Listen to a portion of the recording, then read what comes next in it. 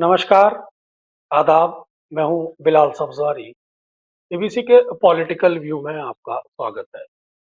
कौन होगा देश की सबसे बड़ी राजनीतिक पार्टी का नया अध्यक्ष? किसके कांधों पर ये जिम्मेदारी भारतीय जनता पार्टी देने जा रही है? ये एक ऐसा सवाल है जिसको जानने में न केवल भारतीय जनता पार्टी के कार्यकर्ता उत्सुक हैं, बल्कि हर वो शख्स जो राजनीति में थोड़ी बहुत भी रुचि रखता है, वो ये जानना चाहता है कि जेपी नड्डा के बाद अब अगला भारतीय जनता पार्टी का अध्यक्ष कौन होगा।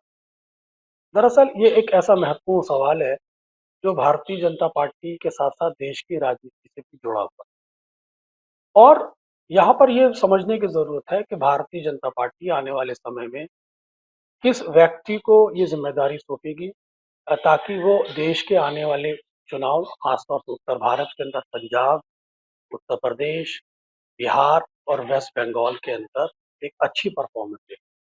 सवाल यही नहीं रुकता, बल्कि आने वाले समय में इन चुनावों के बाद दक्षिण भारत के राज्यों में भी कुछ चुनाव है, जिसके अंदर कर्नाटक है, केरल है, तमिलनाडु है और तेलंगाना। ये ऐसे राज्य हैं जहाँ आने वाले समय में भी देश के अंदर चुनाव होंगे। तो भारतीय जनता पार्टी के सामने इस वक्त जो सबसे बड़ी चुनौती है, वो ये है कि वो या तो उत्तर भारत के राज्य से कोई ऐसा अध्यक्ष चुने, या फिर वो दक्षिण भारत के राज्य से पार्टी का अध्यक्ष चुने, क्योंकि उसके लिए दोनों ही उत्तर और भारत महत्वपूर्ण है। लेकिन हाँ, यहाँ समझने की ज़रूरत है कि पिछले 20 सालों से भारतीय जनता पार्टी को कोई दक्षिण भारत से कोई अभी तक अध्यक्ष नहीं मिला है। अभी तक जितने भी अध्यक्ष हुए हैं, वो उत्तर भारत से ही हुए हैं, ज़्यादातर, जिसमें जेपी नड्डा मौजूदा अध्यक्ष हैं। उससे पहले नितिन गडकरी हुआ करते थे, नितिन गडकरी से पहले राजनाथ सिंह हुआ करते थे, उससे पहले सुषमा स्वराज, लाल कृष्ण आडवाणी और अटल बिहारी वाजपेयी तक ये सिलसिला चला जाता है।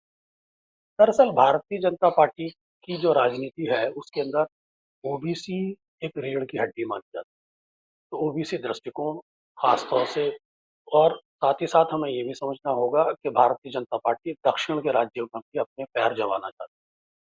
तो किस तरह से वो इसका निर्णय ले, इसके लिए संघ और भारतीय जनता पार्टी में समय समय पर समन्वय बैठक भी होती रहती है, लेकिन अभी तक कोई निर्णय नहीं होने वाला। अब ये निर्णय बहुत जल्दी देखने को मिलेगा और आप देखेंगे कि भारतीय जनता पार्टी को एक ऐसा अध्यक्ष मिलने जा रहा है। भारतीय जनता पार्टी की न केवल उत्तर भारत की राजनीति, बल्कि दक्षिण भारत की राजनीति को भी साझा हुआ नजर आए। ये ऐसा चेहरा होगा जो कहीं न कहीं किसान पृष्ठभूमि से भी जुड़ा होगा, संघ पृष्ठभूमि से जुड़ा होगा, भारतीय जनता पार्टी की पृष्ठभूमि से जुड़ा होगा, साथ ही साथ देश की जनता का दुलारा भी होगा। हमें यहाँ समझने की ज़रूरत है कि भारतीय जनता पार्टी के अध्यक्ष चुनने के अंदर जो उसकी तो 2 महत्वपूर्ण विशेषताएँ उस व्यक्ति में होनी चाहिए, वो एक तो संघ पृष्ठभूमि से होना चाहिए और साथ ही साथ भारतीय जनता पार्टी के नेताओं का लाडला भी होना चाहिए। वही वो चुनावी प्रबंधन में दक्षता रखता हो और अपने आप को साबित भी कर चुका हो। तो ऐसा कौन-सा व्यक्ति हो सकता है, जो इस समय इन पैरामीटर्स पर या इन शर्तों पर खरा हो सकता है? ऐसे बहुत सारे नाम हैं, जिनका हम ले सकते हैं। लेकिन हमें यहाँ समझने की ज़रूरत है कि जो नाम इस समय सबसे ज़्यादा चर्चा में, खासतौर से उत्तर भारत की अगर आप बात करें, तो उसमें शिवराज सिंह चौहान एक ऐसा चेहरा है, जो ओबीसी पृष्ठभूमि से आते हैं। मध्य प्रदेश के 4 बार मुख्यमंत्री रह चुके हैं, 6 बार के सांसद भी हैं, भारतीय जनता पार्टी और संघ के लाडले भी हैं और बिहार की कमान भी संभाले हैं। प्रधानमंत्री नरेंद्र मोदी की पूरी-पूरी प्रशंसा करते हुए नज़र भी आते हैं। बहुत अच्छे वक्ता भी हैं और साथ ही साथ पब्लिक कनेक्ट भी उनका बहुत अच्छा है। तो शिवराज सिंह चौहान फिलहाल उस रेस में सबसे आगे हैं, लेकिन साथ ही साथ उनके साथ जो अन्य चेहरे हैं, उनमें मनोहर लाल खट्टर, जो हरियाणा के मुख्यमंत्री रह चुके हैं, प्रधानमंत्री मोदी के चहेते माने जाते थे और हरियाणा के बाद एक पंजाबी समुदाय को वो रिप्रेजेंट करते हैं। देश के अंदर मनोहर लाल खट्टर एक ऐसे व्यक्ति हैं हरियाणा से, जो ज़मीनी राजनीति से अच्छी तरह वाकिफ़। वहीं अगर आप धर्मेंद्र प्रधान की बात करें, तो धर्मेंद्र प्रधान भी एक ऐसा चेहरा है, जो इस वक्त शिक्षा मंत्री है और समय-समय पर भारतीय जनता पार्टी को बहुत ही ज़्यादा चुनावी प्रबंधन में मदद करते आए हैं। चाहे वो दक्षिण भारत की बात हो, चाहे उत्तर प्रदेश की बात हो, चाहे वो हरियाणा की बात हो, तो हर जगह आप देखेंगे कि धर्मेंद्र प्रधान की उपयोगिता को भारतीय जनता पार्टी इस्तेमाल करती आई है। भारतीय जनता पार्टी के अंदर धर्मेंद्र प्रधान दक्षिण से आते हैं, उभरते हुए चेहरे हैं, यंग एंड डायनेमिक नेता हैं, उनको भी रेस में इस वक्त भारतीय जनता पार्टी शामिल कर रही है। लेकिन साथ ही साथ अगर आप बीएल संतोष की बात करें तो बीएल संतोष एक ऐसा जाना माना चेहरा है जो किसी तारुफ के मोहताज नहीं। भारतीय जनता पार्टी संघ में इस समय उनकी क्या पृष्ठभूमि है, क्या भूमिका है, क्या कद है, उससे हम सब लोग जानते हैं। लेकिन सवाल यही खड़ा होता है कि इस बार क्या दक्षिण भारत के राज्यों से भारतीय जनता पार्टी कोई अध्यक्ष लाएगी या फिर उत्तर भारत के राज्यों से कोई अध्यक्ष देना चाहेगी? क्योंकि भारतीय जनता पार्टी के अंदर ये मंथन बड़ी ही गंभीरता से विचारणीय है कि उत्तर भारत के अंदर भारतीय जनता पार्टी का एक सैचुरेशन लेवल आ चुका है। प्रधानमंत्री नरेंद्र मोदी के नेतृत्व में जिस तरह से भारतीय जनता पार्टी ने चुनाव दर चुनाव जीते हैं, चाहे उसमें उत्तर प्रदेश है, चाहे उसमें हरियाणा है, चाहे उसमें मध्य प्रदेश है, चाहे उसमें राजस्थान है, चाहे उसमें छत्तीसगढ़ है, या फिर आई मीन अगर लेटेस्ट चुनाव की बात करें तो महाराष्ट्र भी शामिल है। लेकिन महाराष्ट्र थोड़ा बहुत उससे जरूर जुड़ जाता है, लेकिन उसका शुमार एक मुख्य राजनीतिक राज्यों में होता है, जिसका जिसका एक अपना एक अलग महत्व है।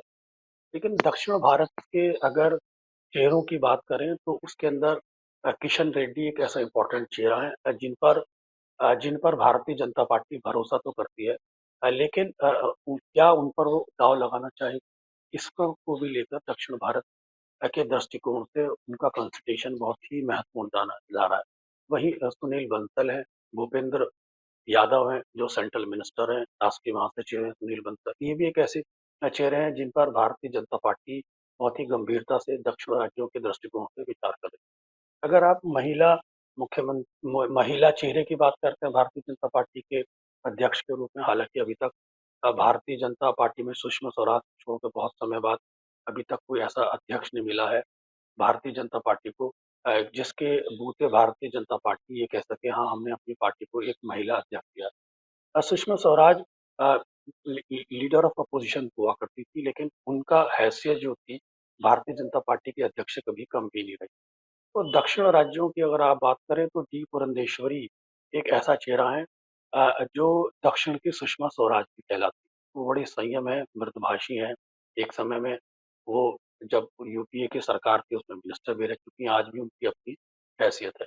लेकिन अगर सिर्फ राज्यों की बात छोड़कर अगर 2029 के लोकसभा चुनाव की भी बात करें तो वो भी काफी महत्वपूर्ण है। केवल पंजाब के चुनाव, कभी बिहार के चुनाव, कभी उत्तर प्रदेश के चुनाव या वेस्ट बंगाल के चुनाव तक ही भारतीय जनता पार्टी का आगामी रोड मैप सीमित नहीं है, बल्कि ये रोड मैप लोकसभा चुनाव तक भी जाता है। भारतीय जनता पार्टी निरंतर अपने दक्षिण में पैर पसार रही है।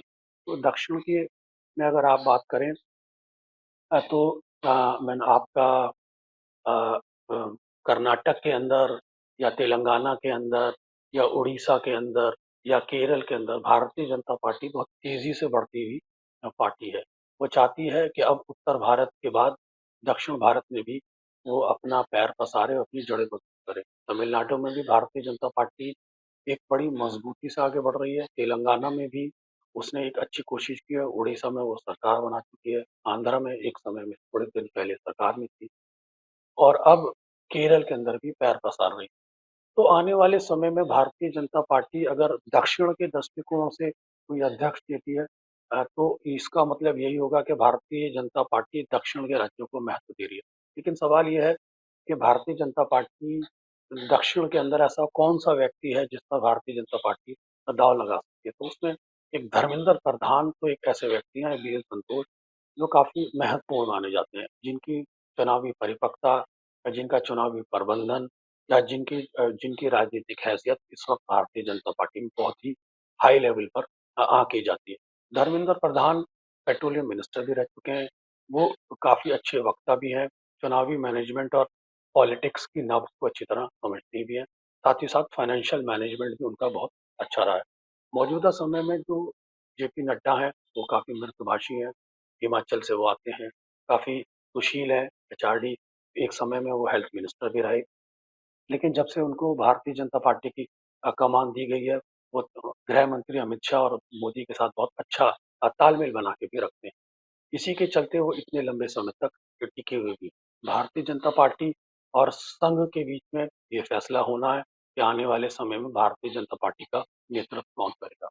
लेकिन अगर देश की पूरी राजनीति की बात की जाए, देश की पूरी राजनीतिक परिदृश्य की बात की जाए, तो भारतीय जनता पार्टी की जो ओबीसी समुदाय है, वो रीढ़ की हड्डी माना जाता है। तो उस दृष्टिकोण से तो शिवराज सिंह चौहान एक ऐसे नेता हैं, जिनको बहुत ही हाई लेवल पर कंसीडर किया जा रहा है। लेकिन अगर उसके बाद शिवराज सिंह चौहान के बाद अगर अन्य कोई नेता है, तो उसमें धर्मेंद्र प्रधान और बीएल संतोष जैसे भी नेता शामिल हैं, जो सेकंड लाइन में हैं और साथ ही साथ उनको भी बहुत ही गंभीरता से विचार किया जा रहा है। आने वाले समय में इसका निर्णय यकीनन prime minister Narendra Modi, home minister Amit Shah और संघ के तालमेल से ही होना है। देखना यह है कि इसमें बाजी कौन मारेगा।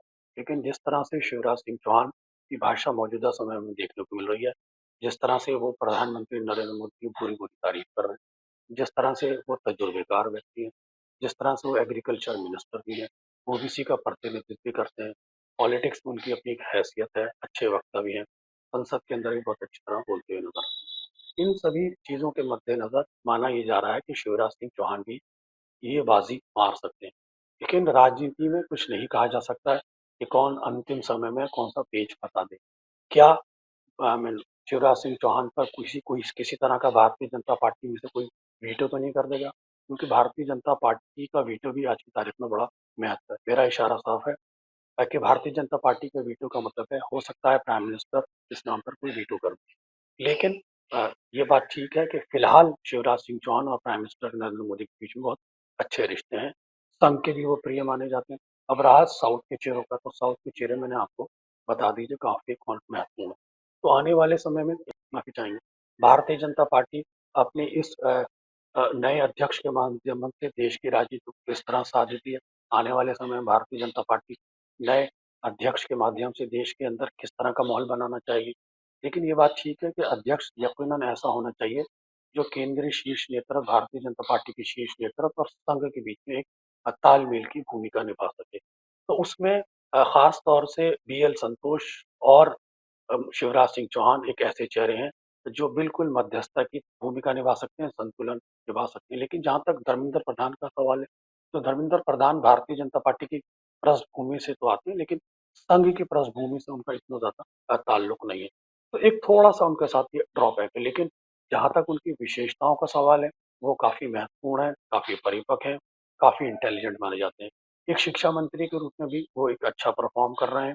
भारतीय जनता पार्टी के चहेते अमित शाह के लाडले भी हैं, प्राइम मिनिस्टर नरेंद्र मोदी को उनकी काफ़ी इम्पोर्टेंस है। वहीं दूसरे ओबीसी नेताओं में अगर आप बात करें, तो धर्मेंद्र भूपेंद्र यादव एक ऐसे चेहरे हैं कि यादव पृष्ठभूमि के चलते उत्तर प्रदेश में चुनाव है।